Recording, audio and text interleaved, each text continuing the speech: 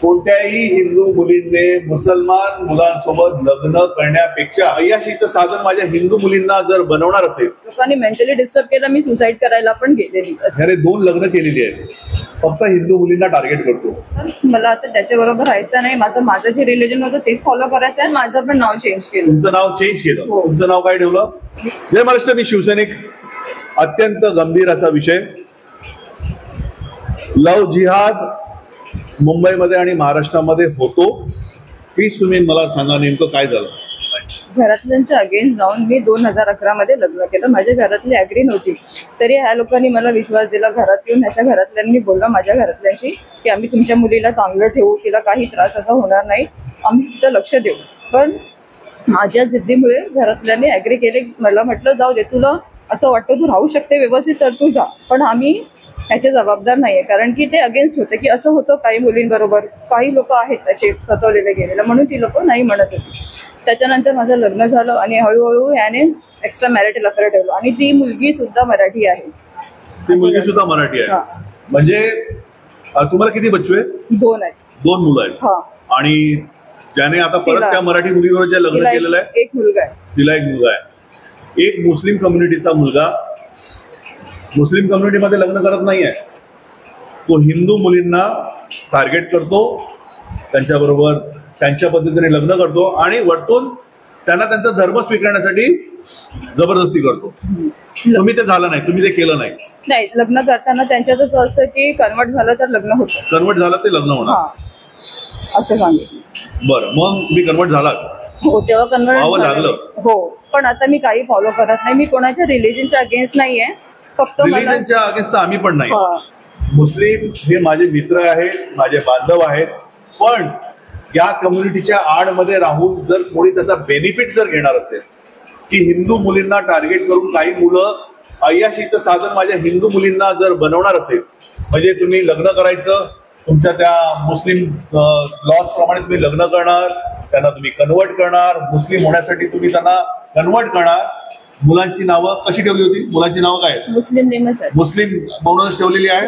बरोबर ना? तुम्हाला हिंदू म्हणून इव्हन माझं पण नाव चेंज केलं. तुमचं नाव चेंज केलं. तुमचं नाव काय ठेवलं? निलोफर. निलोफर म्हणून नाव ठेवलं. हो. आणि मुलांची नावं? आलिया आणि जिदान. आलिया आणि जिदान. हा जो कोणी मुलगा आहे त्याचं नाव काय? मनसूर अली. मनसूर अली. त्याचा मला फोटो बघू.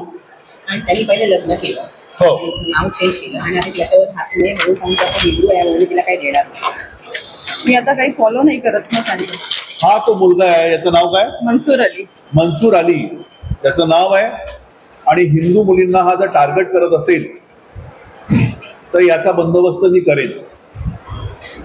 ज्या पद्धतीने ह्याने 2 लग्न केलेली आहेत, फक्त हिंदू मुलींना टार्गेट करतो. असे मुंबईमध्ये किती जण आहेत मला माहिती नाही, पण जर तुमचं काय म्हणणं आहे?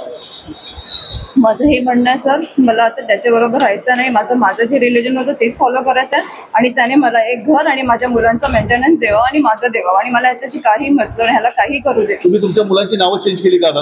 अजून सध्या नाही केली, पण ते करणार मी. पहिल्यांदा तुमच्या मुलांची नावं तुम्ही चेंज करा. आणि तुमचं लग्न होऊन किती वर्ष झाली? 2011 मध्ये झाले. 2011ला. आणि आता ज्या मुलीबरोबर त्यांनी लग्न केलं तिच्यावर ते मला माहित पण नव्हतं ह्याने लग्न केलं. ते मला सर 1.5 वर्षानंतर समजलं ह्याने दुसरं लग्न पण केलं. याला लव जिहादच बोलतात. कारण तुम्हाला याचा पस्तावा होतोय की नाही? भरपूर पस्तावा, भरपूर.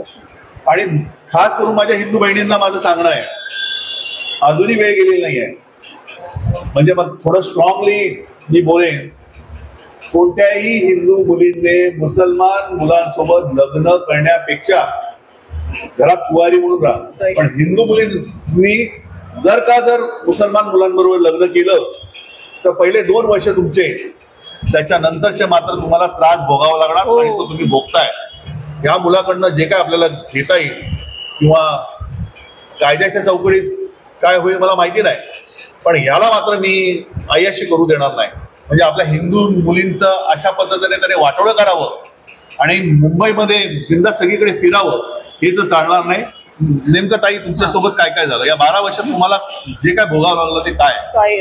स्टार्टिंगला सगळं मला चांगलं वाटलं. मी स्वतःहून ऍक्सेप्ट केलं, मी तशी राहिली. इव्हन बुरका अँड ऑल सगळं मी घातलं. व्यवस्थित राहिली. त्याच्यानंतर थोडा वेळ गेला, त्याच्यानंतर त्याचं एक्स्ट्रा अफेअर झालं आणि मी काय म्हणायची त्या विरोधात तर माझ्याशी भांडणं मारणं असं सगळं ह्याने केलं. हो, तर मी त्याला सांगायची तर भांडणं करायचं असं करायचं आणि शिव्या वगैरे घालायचं. त्याच्यानंतर भरपूर मला ह्या लोकांनी मेंटली डिस्टर्ब केलं. मी सुसाईड करायला पण गेलेली, असं झालेलं. तुम्ही सुसाईड अटेम्प्ट केला? हो, म्हणजे असं मला वाटत होतं मी माझ्या घरातल्या पण त्यांना पण सांगू शकत नाही आणि इथे कोण ऐकणार नाही तर आपण काय करावं, शेवटी मेलेलं ते चांगलं असं वाटायचं मला त्यावेळी. कारण काय झालं ना, तुम्ही हिंदूंमध्ये झालात ना तुम्ही मुस्लिम मध्ये राहिलात, मधल्यामध्ये तुमची अशा पद्धतीने मानसिकता झाली की आता मी जाऊ तर कोणाकडे जाऊ, कारण तुम्ही लव्ह मॅरेज केलं. लव्ह मॅरेज केल्यानंतर आपण आपल्या आई वडिलांकडे पण जाऊ शकत नाही आणि कुठे ना कुठेतरी तो ऍक्सेप्टन्स पण त्यांच्याकडनं होत नाही, पालकांकडनं. ह्या गोष्टी खूप महत्वाच्या आहेत. त्याच्यामुळे माझ्या सर्व महाराष्ट्रातल्या माझ्या बहिणींना एक भाऊ म्हणून विनंती आहे, 100 वेळा विचार करा की असं करताना त्याच्यानंतर तुम्हाला जे परिणाम भोगावे लागणार आहेत ते इतके भयानक असतात. त्याचे आपल्यासमोर ह्या ज्या ताई आहेत त्याला बळी पडलेले आहेत आणि तो मोकळा आहे. असे चेहरे बघून तुम्ही फसू नका माझ्या हिंदू मुलींनो. प्रेम हे करताना 100 वेळा विचार करा. जय हिंद, जय महाराष्ट्र.